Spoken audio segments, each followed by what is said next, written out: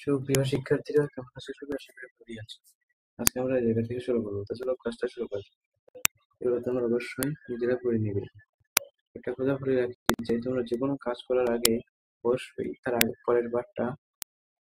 সেই পাঠটা পড়ে নিবে, তারপরে সেই কাজটা অথবা সেই ক্লাসটা করবে। যেমন তোমাদের বর্তমান কারিকুলামে ক্লাসে যে পাঠটা আগামী সেশনে শুরু করবে, এটা কিন্তু আগে থেকেই করে রাখতে হবে, অনুশীলনী। চলো একটা অনুসন্ধানমূলক কাজ করি। দেশে আদিকাল থেকে 1857 পর্যন্ত সময়ে বাংলা অঞ্চলে আগমনকারী এবং বসতি স্থাপন করে মানুষের পরিচয় খুঁজে বের করে বিভিন্ন দলে বিভক্ত হয়ে এই সকল মানুষের পৃথক পৃথক সামাজিক রীতিনীতিগুলো কাতার লিখতে এবং কিভাবে এই পৃথক রীতিনীতিগুলোর মধ্যে সমন্বয় করে তা শ্রেণীকভাবে দলগত অবস্থানের মাধ্যমে উপস্থাপন মাধ্যমে তুলে ধরি। তো চলো আছে সেটে চলে যাই। তো এটা আমাদের অনুসন্ধানী ধাপ অনুসরণ করে করতে হবে, না হলে কিন্তু হবে না।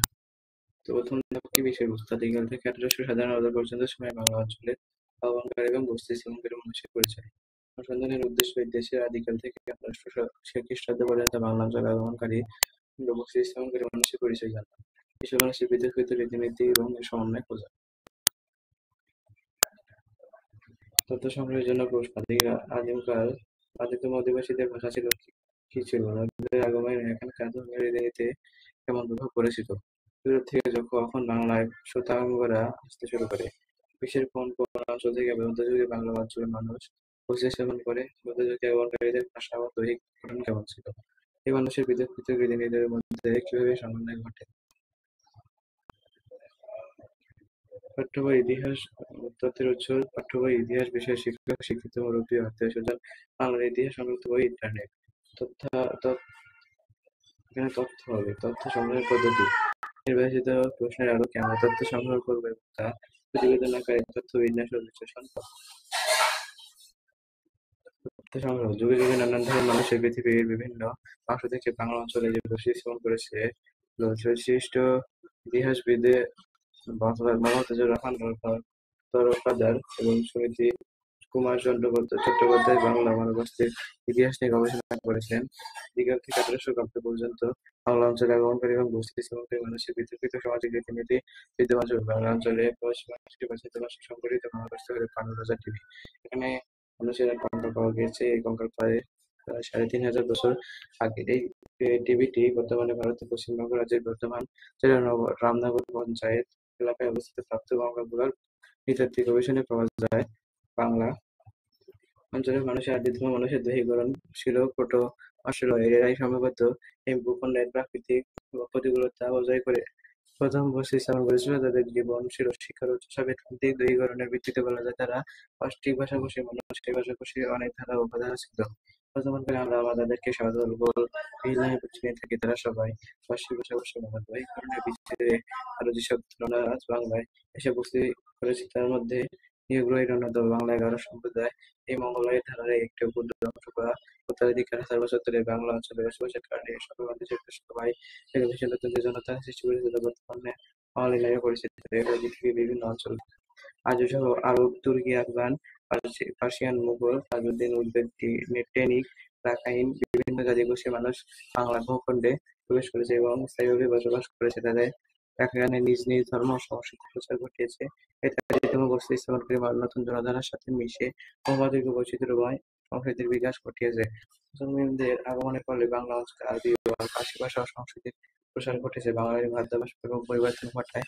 আরব ও মধ্য এশিয়ার জনগোষ্ঠী নানান ধরনের খাবারগুলো কোরমা, রেজালা, বিরিয়ানি এবং মিষ্টান্নের প্রচলন ঘটে। মুসলিম সুফি ধর্মের সংস্পর্শে এসে বহু মানুষ ইসলাম ধর্মে দীক্ষিত হয়। ফলে তাদের জীবনধারায় আসে ব্যাপক পরিবর্তন। সাতশত খ্রিস্টের দিকে ইসলামে ধর্মাবলম্বী আরব বণিকরা ভারতবর্ষে দক্ষিণ-পশ্চিম উপকূলে বসতি স্থাপন করেছিল। 8ম শতাব্দী থেকেই বাংলা অঞ্চলে আরব ও পারসিক বণিকরা বসবাস আরম্ভ করে। এদেশের রাজারা তাদের প্রতি সহানুভূতিশীল ছিলেন। জমি, দান, মসজিদ তৈরি করে দিয়ে তাদের স্থায়ীভাবে বসবাসের জন্য উৎসাহ দিতেন। 9ম শতাব্দীর মধ্যে মুসলমান বণিক ও সৌফি সাধকরা পশ্চিম উপকূলে ছড়িয়ে পড়েন। 13 শতকের আগ পর্যন্ত বাংলায় সাধারণত বৌদ্ধ সনাতন হিন্দু ধর্মের অনুসারী বসবাস ছিল। সে সময় তাদের ধর্মীয় সংস্কৃতির সাথে মিল রেখে অন্নপ্রাশন, বিবাহ, শ্রাদ্ধ, পূজা পার্বণ ইত্যাদি সামাজিক রীতিনীতি উৎসব পালন করত। এছাড়া পশু-পাখিদের জন্য শিকার, কুস্তি, ব্যায়াম, নৌকাবাজ, পশু-পাখি নিয়ে বাজি ঘরের খেলা ইত্যাদিও তাদের সামাজিকতার অন্যতম বিষয় ছিল। আর এতে ছিল উদ্যান তৈরি, জলক্রীড়া ইত্যাদি আমোদ-প্রমোদের ব্যবস্থা। ১৩০০ সাল শুরুর দিকেই বাংলা অঞ্চলের উত্তর-পশ্চিম দিকে তুর্কি আগমন ঘটে। তারা বেশ কিছু অঞ্চল দখল করে লখনৌ নামে একটি রাজনৈতিক কেন্দ্র স্থাপন করে। এরপর থেকে বাংলার বিভিন্ন অংশে নানান মতধারার যোদ্ধা, বণিক, ধর্মপ্রচারক, পীর, দরবেশ, সুফি সাধকের আগমন ঘটতে থাকে। এর ফলে বাংলা অঞ্চলের নতুন ধর্ম, সংস্কৃতি, রীতিনীতি আর সমাজ ব্যবস্থার গোড়াপত্তন হয়।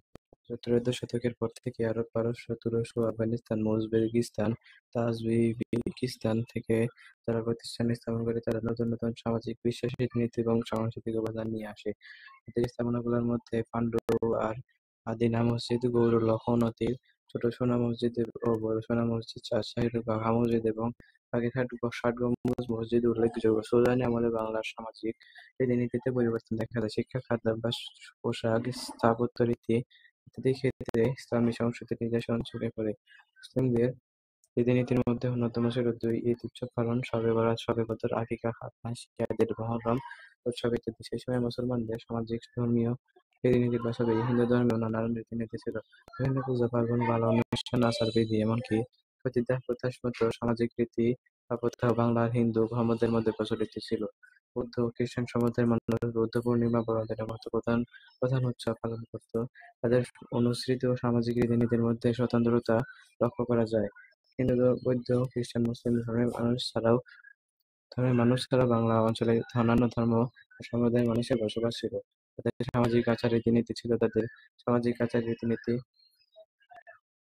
ছিল অন্য সবার এখানে তাদের সামাজিক আচার-রীতিনীতি ছিল, হ্যাঁ ঠিকই আছে এটা। তাদের সামাজিক আচার-রীতিনীতি ছিল অন্য সবার চেয়ে পৃথক, অথবা এটা বাদও দিতে পারো। যাদের সামাজিক আচার-রীতিনীতি ছিল এটা বাদও দিতে পারো। বাদ্যটাই উত্তম মনে হয়। যুগ যুগ ধরে বসবাসের ফলে ধর্মীয় সম্প্রদায়ের সাথে যাদের সামাজিক রীতিনীতির মিলন ঘটে। ১৪শ শতকের শুরু থেকেই ইউরোপ থেকে পর্তুগিজরা প্রথম বাংলা অঞ্চলে আসতে শুরু করে। তারা এখানে আসতো মূলত মসলার ব্যবসা করতো। এখান থেকে তারা মসলা ও মসলিন কাপড় ইউরোপে নিয়ে যেত। পর্তুগিজদের পরে একে একে ওলন্দাজ, ফরাসি, স্প্যানিশ, আর্মেনীয় ও সবশেষে ব্রিটিশরা বাংলায় আগমন করে। এ সময় বাংলায় শ্বেতাঙ্গ অভিজাত বণিক সমাজের সূচনা হয়। ব্যবসার উদ্দেশ্যে এলেও একসময় তারা রাজনৈতিকভাবে সক্রিয় হয়। এছাড়াও ১৫শ শতকের শেষভাগ থেকে বাংলা অঞ্চলে ইউরোপীয় বণিকরা জলপথে বাংলা অঞ্চলে আগমন করে। ১৬শ শতকে বাংলা মুঘল শাসকদের নিয়ন্ত্রণ প্রতিষ্ঠা পেতে শুরু করে এবং তারা মসজিদ, দুর্গ এবং কাটরার পাশাপাশি বিখ্যাত কিছু মন্দিরও নির্মাণ করেন বাংলা অঞ্চলে। এর মধ্যে উল্লেখযোগ্য যেটা বাংলা মন্দির, লাল শিব মন্দির, দিনাজপুরের কান্দুলির মন্দির, বাংলা গ্রামের কুঁড়ে ঘরের আদলে দোতলা আর চৌচালা রীতিতে অনেক স্থাপত্য গড়ে উঠেছিল। কৃষিভিত্তিক সমাজ ব্যবস্থায় বাংলার মুঘল শাসনামলে ফসল কাটার মৌসুম উপলক্ষে অনুষ্ঠিত হতো এখানে পুন্না হবে, আর এটা ইনভার্টেড কমার ভিতরে উদাহরণ চিহ্নের ভিতরে পূর্ণাহ নামে উৎসব। ধর্ম, বর্ণ নির্বিশেষে সকল মানুষের এই অনুষ্ঠানে নাচ, গান, যাত্রা, মেলা, উৎসবে ষাঁড়ের লড়াই সহ নানান উৎসবের উদ্যোগ নেওয়া হতো। ১৮শ শতকে ইংরেজির আধিপত্য বাংলা অঞ্চলে প্রতিষ্ঠিত হলে ইউরোপিয়ান সংস্কৃতির সাথে বাঙালি পরিচিত হয়। বাংলা অঞ্চলের মানুষের সাথে তাদের সামাজিক রীতিনীতির পার্থক্য দেখা যায়। ইউরোপিয়ানরা সামাজিকভাবে পৃথক পৃথক সামাজিক রীতিনীতি অনুসরণ করত। তাদের অনেক সামাজিক রীতিনীতি বাংলা অঞ্চলের সংস্কৃতিতে মিশে আছে। বাংলার মুসলিম, হিন্দু, বৌদ্ধ, খ্রিস্টান ধর্ম ও সম্প্রদায়ের সামাজিক রীতিনীতিগুলোর মধ্যে ধীরে ধীরে সমন্বয় সাধিত হয়। যুগ যুগ ধরে বিভিন্ন ধর্মের মানুষ পাশাপাশি থাকার ফলে একে অন্যের সংস্কৃতি আত্মস্থ করার সুযোগ হয়। এক্ষেত্রে মুখ্য ভূমিকা পালন করেছে বঙ্গার উদারপন্থী ও মানবতাবাদী কবি, সাহিত্যিক, মুসলিম সুফি সাধকগণ। বাউল শিল্পীদের গানে গানে বাংলায় বিভিন্ন ধর্ম সম্প্রদায়ের মধ্যে সমন্বয়ের ধারা দেখা যায়। বাংলা সে সময় পৌরাণিক দেব-দেবীর পাশাপাশি শক্তি ধর্মের উদ্ভব ঘটে। পূজিত হতে থাকে শক্তির উৎস হিসেবে বিভিন্ন দেব-দেবী। বাংলা ব্রাহ্মণ ও বৌদ্ধ সাধনায় এ সময় হতে থাকে বৌদ্ধ সাধনায় এ সময় তান্ত্রিক শক্তি ধর্মের উদ্ভব ঘটে। বাংলায় প্রধান প্রধান ধর্ম সম্প্রদায়ের পাশাপাশি অন্যান্য ধর্ম সম্রাটের অস্তিত্ব বিদ্যমান ছিল। যুগে যুগে বাঙালির বিভিন্ন সামাজিক রীতিনীতির সঙ্গে সবসময় মানুষ ধর্মের একটি গুরুত্বপূর্ণ সম্পর্ক বিদ্যমান। বিভিন্ন ধর্মীয় আচার থেকে উৎসাহিত হয়ে সামাজিক বিভিন্ন রীতিনীতিগুলোর জন্ম হয়। গ্রাম্য দেবতার পূজা, মুখে ভাত, গায়ে হলুদ বিভিন্ন ব্রত পালন প্রভৃতি সামাজিক রীতিনীতির অংশ। বাংলার মানুষেরা আবহমানকালের ধারা অনুযায়ী পুরনো সংস্কৃতি রীতিনীতিকে বজায় রেখে এবং নতুন নতুন যে বৈশিষ্ট্য গ্রহণ করার মাধ্যমে সাংস্কৃতিকভাবে সবসময় সক্রিয় থেকেছে। শিল্প, সংস্কৃতি, ধর্মসহ বিভিন্ন ক্ষেত্রে নতুন ও পুরনো রীতি-নীতিগুলোর সমন্বয়ে বাঙালি জাতি হিসেবে বিভূষিত হয়েছে। 18 শতকের মধ্যভাগে পর্তুগিজ, ওলন্দাজ, ফরাসি এবং ইংরেজ বণিকরা ব্যবসা-বাণিজ্য স্থাপন করে এবং নিয়ন্ত্রণে নিয়ে নেয়। তারা বিভিন্ন মিশনারি প্রতিষ্ঠান এবং নতুন নতুন শিক্ষা প্রতিষ্ঠান গড়ে তোলে। এর ফলে বাংলা অঞ্চলের শিক্ষাধারা দর্শন, জ্ঞান, বিজ্ঞানের সাথে পরিচিতি লাভ করে। এর ফলে বাংলা অঞ্চলের পৃথক পৃথক রীতিনীতির মধ্যে সমন্বয় ঘটে। সংখ্যা দেখে নিলাম।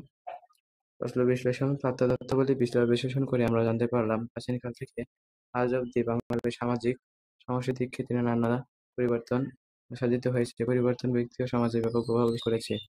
ফলাফল সিদ্ধান্ত ফলাফল ও এখানে মাঝখানে ও দিতে হবে। ফলাফল ও সিদ্ধান্ত গ্রহণ করে তথ্যগুলো আলোচনা বিশ্লেষণ করে আমরা সিদ্ধান্তে উপনীত হতে পারি বাঙালি আসলে একটি মিশ্র সংকর জাতিগোষ্ঠী। হাজার বছর ধরে বিভিন্ন জনধারা মানুষ মিলেমিশে বসবাসের কারণে একটি মিশ্র জনধারা সৃষ্টি হয়েছে, যা আজকে বাঙালি নামে পরিচিত। আর তথ্য উপস্থাপন অর্থাৎ তোমরা পুরো ক্লাসের সাথে তথ্যটা শেয়ার করবা, অর্থাৎ সবার সামনে গিয়ে উপস্থাপন করবা। এটাই হলো উপস্থাপনের কাজ। আজকের ক্লাসটা এই পর্যন্তই। পরবর্তীতে আমরা 1800 থেকে 1971 সাল পর্যন্ত এখান থেকে শুরু করবো। আমার ভিডিওগুলো ভালো লেগে থাকলে আমাদের চ্যানেলটা সাবস্ক্রাইব করে আমার সাথে থাকো। পরবর্তী ক্লাসটি দেখার আমন্ত্রণ জানিয়ে আজকের ক্লাসটি এখানেই শেষ করছি। ধন্যবাদ সবাইকে।